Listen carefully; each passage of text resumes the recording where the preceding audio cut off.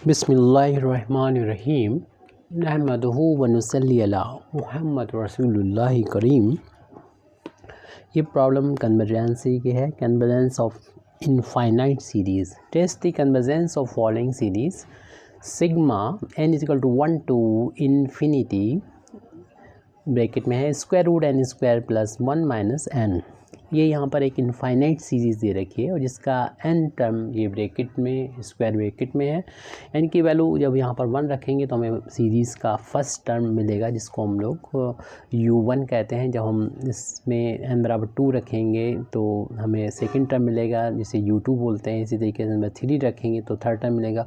इन सभी टर्म को जब इनफाइनाइट तक ऐड कर देंगे तो इसको हम लोग बोलते हैं सिग्मा un बोलते हैं। n इक्वल टू 1 से लेके इन्फिनिटी तक जिसकी वैल्यू हमको इतनी दे रखी है। इससे कंपेयर जब करेंगे तो हमें n टर्म un की वैल्यू मिल गई है, यानी गिवन है ब्रैकेट के अंदर जो लिखी थी square root n square plus 1 minus n, यानी हम डायरेक्ट un की वैल्यू यहाँ पर लिख सकते हैं। We are given that this value और हमें इस n टर्म ये दे रखा है। तो इससे जो इनफाइनाइट सीरीज़ हमको मिलेगी उसको हमें चेक करना है कि ये कन्वर्जेंट है या डाइवर्जेंट है।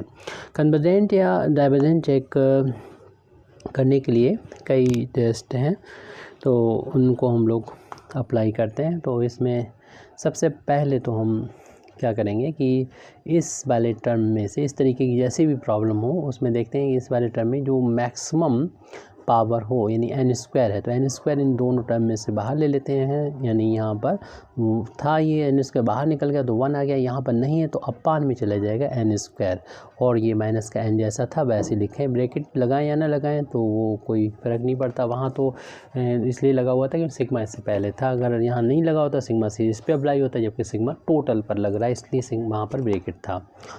और यहाँ पर आप स्क्वायर रूट से n को बाहर भी ले सकते हैं तो n को बाहर ले लेंगे तो हमारे पास बचेगा स्क्वायर रूट 1 प्लस 1 अपान n स्क्वायर और फिर इसके बाद ये माइनस का n है। अब यहाँ पर हम देख रहे हैं कि इस वाले टर्म में n है और इस दूसरे वाले टर्म में भी n है। इन दोनों में से n को हम बाहर ले लेंगे। साथ ही साथ हम ये भी करेंगे, ये स्क्वायर रूट के अंदर जो भी वैल्यू है इसे ब्रैकेट में कर लेंगे और जब n को बाहर लिया तो ये स्क्वायर रूट में बचा 1 प्लस 1 अपान n स्क्वायर और माइनस ये n बाहर निकला तो 1 आ गया।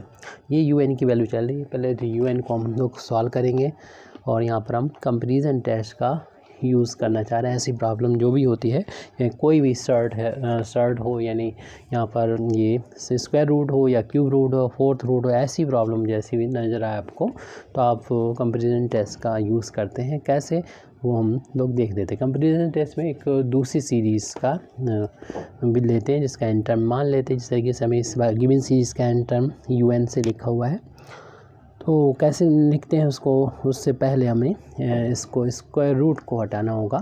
तो यहाँ पर स्क्वायर रूट जब हटता है तो जो भी इसके अंदर होता है उसकी पावर जो होती है 1 अपान में आ जाती 2। अगर क्यूब रूट होता 3 हो जाता, फोर्थ रूट होता 4 अपान में आ जाता। ऐसी कई प्रॉब्लम है, कुछ तो हमारे यूट्यूब चैनल पर ये हमने वीडियो डाल भी रखे हैं। ये स्क्वायर रूट के लिए था जो कि नहीं से अपलोड थी ये प्रॉब्लम, तो हमने अपलोड कर दी ऑन डिमांड। अब यहाँ पर हम बाइनोमियल थ्योरम का यूज़ करेंगे। बाइनोमियल थ्योरम हम लोगों को आती है अच्छी तरीके से। एन इंडेक्स इसलिए कि वो पॉजिटिव इंटीजर यानी 0 1 2 3 नहीं है, तब उसके लिए उसको हम कहते हैं एन इंडेक्स कहते हैं। यानी ये पावर फ्रैक्शन वैल्यू हो सकती है, यानी फ्रैक्शन पॉइंट में हो सकती है, तो ये निगेटिव हो सकती है। उसके लिए ये बाइनोमियल थ्योरम यूज़ करते हैं। होता है इसमें 1 plus N X plus N minus 1 upon factorial 2 plus और उसके बाद x है तो x का होगा यहाँ पर इस पहले 1 पावर x की फिर 2 पावर x की पावर बढ़ती जाएगी और ये फैक्टर भी ऐसे ही बढ़ते हैं n माइनस 1 n माइनस 2 अपान फैक्टोरियल 3 और x³ और प्लस नंबर ऑफ टर्म जो होता है वो इनफाइनाइट होता है अगर n की वैल्यू पॉजिटिव इंडेक्स यानी होल नंबर नहीं होता है तब। और जैसे कि फ्रैक्शनल वैल्यू में तो इनफाइनाइट नंबर ऑफ टर्म होते हैं, तो इसमें भी इनफाइनाइट नंबर ऑफ टर्म होंगे। यहाँ पर x की जगह पर 1 अपान n स्क्वायर है और n की जगह पर 1/2 है, तो इस फार्मूले को यहाँ पर अप्लाई कर देंगे। जितनी टर्म की ज़रूरत है उतनी टर्म हम लिखेंगे, फालतू की टर्म नहीं लिखेंगे। n लिख दिया यहाँ पर। तो इसका जब एक्सपेंशन करने का पहला टर्म तो 1 आता है, इसको हम करली ब्रैकेट में यहाँ पर लिख दे रहे हैं 1। उसके बाद प्लस n की जगह पर अपना 1/2 है और x की जगह पर 1 अपान n स्क्वायर है, वो भी लिख लेंगे।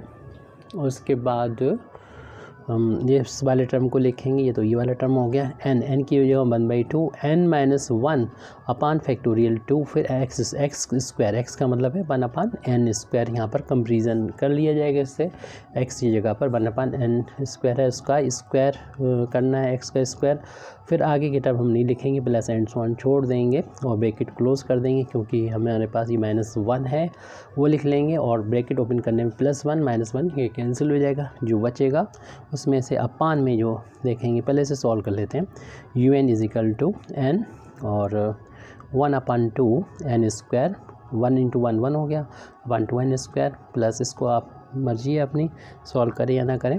तो ये 1/2 है, 1/2 में से 1 माइनस होगा तो माइनस का 1/2 हो जाएगा, यानी इन दोनों का डिफरेंस 1/2 हुआ। बड़ी क्वांटिटी माइनस थी तो माइनस अप्लाई कर दिया। अपान फैक्टोरियल 2 की वैल्यू 1 × 2 होती है, और यहाँ 1 का स्क्वायर करेंगे 1 आ जाएगा, इसमें ब्रैकेट हटाएंगे तो ब्रैकेट के अंदर और बाहर की पावर का मल्टीप्लाई हो जाएगा। n का स्क्वायर था तो n की पावर मल्टीप्लाई होने पर 2 × 2 4 पावर हो जाएगी, फिर प्लस एंड सो ऑन कर दी जाएगी। बाकी टर्म की हमें ज़रूरत नहीं है तो हम इसको लिख भी नहीं रहे हैं, लिखना चाहें तो लिख सकते हैं 1-2 टर्म। तो un = n × यहाँ पर देखिए n², देखिए जैसे जैसे हम आगे बढ़ेंगे वैसे वैसे 2 पावर अपान में बढ़ती जाएगी n की। तो हम n² 1/n² को कॉमन ले लेते हैं। फर्स्ट टर्म को यहाँ पर हमें दिखाना होता है कि ये टर्म जो है वो कांस्टेंट टर्म है, तो 1/2 बनाना होता है। फिर यहाँ पर देखिए ये चूँकि माइनस है तो ये प्लस माइनस के इंटू माइनस आ जाएगा, और ये 2 × 4 1/4 ये नीचे पहुँचेगा, 4 का 2 के साथ मल्टीप्लाई हो गया 1/8 आ जाएगा, और ये यहाँ से 2 पावर निकल चुकी हैं बाहर, तो सिर्फ n² बचेगा, और प्लस और भी टर्म होंगे उससे हमें ज़्यादा मतलब नहीं है, क्योंकि n की पावर अपान में बढ़ती जाएगी। ये यहाँ से 1 पावर कैंसिल भी हो जाएगी, 1 पावर अपान में बचेगी। तो un की वैल्यू जो अब बची हुई है उसको हम लिख देते हैं 1/n, और यहाँ पर 1/2 - 1/8 n² plus and so on to infinity. अब ब्रैकेट के बाहर अगर ये कांस्टेंट टर्म आपने बना लिया तो ब्रैकेट के बाहर जो भी नज़र आ रहा है इसको हम अपना कंपेरिजन के लिए जो दूसरी सीरीज़ हमने बताई थी उसका n टर्म मान लेते हैं, यानी हम इसको ले लेते हैं, मान लेते हैं अगले पेज पे हम इसको लिख रहे हैं। तो लेट vn मान लेते हैं, vn की वैल्यू 1/n है जो ब्रैकेट के बाहर लिखी हुई है टोटल वैल्यू। उसके बाद जो है हम यहाँ पर कंपेरिजन टेस्ट अप्लाई करते हैं। कंपेरिजन टेस्ट क्या होता है, limit n tends to infinity, और फिर हम यहाँ पर un/vn कर देते हैं। तो limit n tends to infinity, आपने जो अभी un को सॉल्व किया था वो लिखने, वो क्या था 1/n था, ब्रैकेट था 1/2 था, फिर माइनस का 1/8 n² था। एक बार हम चेक कर लेते हैं, यही वैल्यू थी अभी un हम लोगों ने सॉल्व किया था यहाँ पर, तो यही वैल्यू है, देख लीजिएगा, गलती हो तो सही कर दीजिएगा।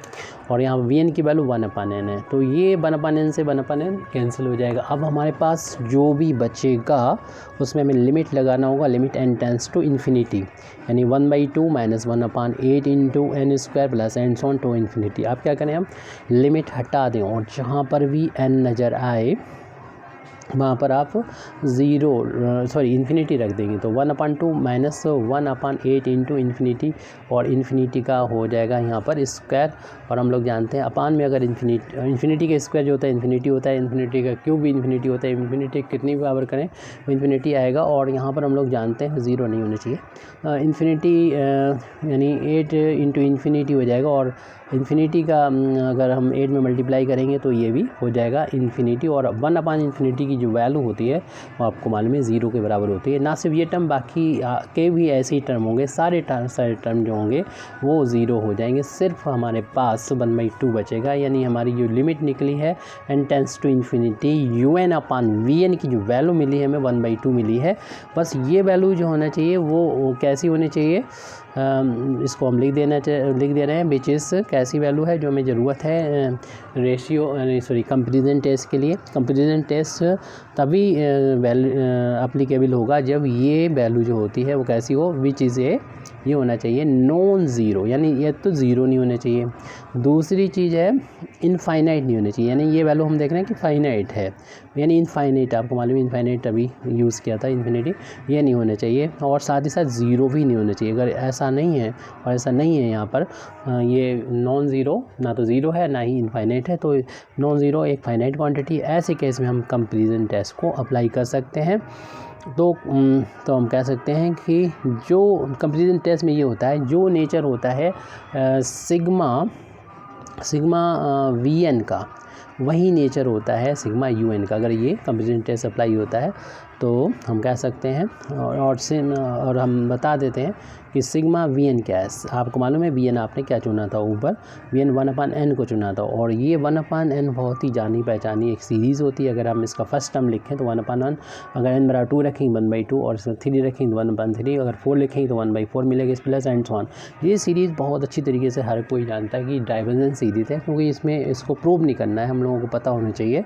अगर यहाँ पर ये पावर इसकी 1 होती है या से कम होती है तो ये डाइवर्जेंस सीरीज़ होती है, तो डायरेक्ट आप लिखें, क्योंकि फिर सवाल बहुत लंबा हो जाएगा, छोटा सवाल है होना चाहिए। ये सिग्मा वी एन के बारे में मालूम है, इस सिंस दिस सीरीज़ इज़, बता दें कि इनको डाइवर्जेंट है, और हम जानते हैं किससे, क्योंकि यहाँ पर ये नॉन ज़ीरो फाइनाइट वैल्यू निकल आई थी ये लिमिट, तो हम कंपैरिजन टेस्ट लगा सकते हैं। तो हम कह सकते हैं by comparison test the given series, जो कि सिग्मा यू एन है, इज़ आल्सो डाइवर्जेंट।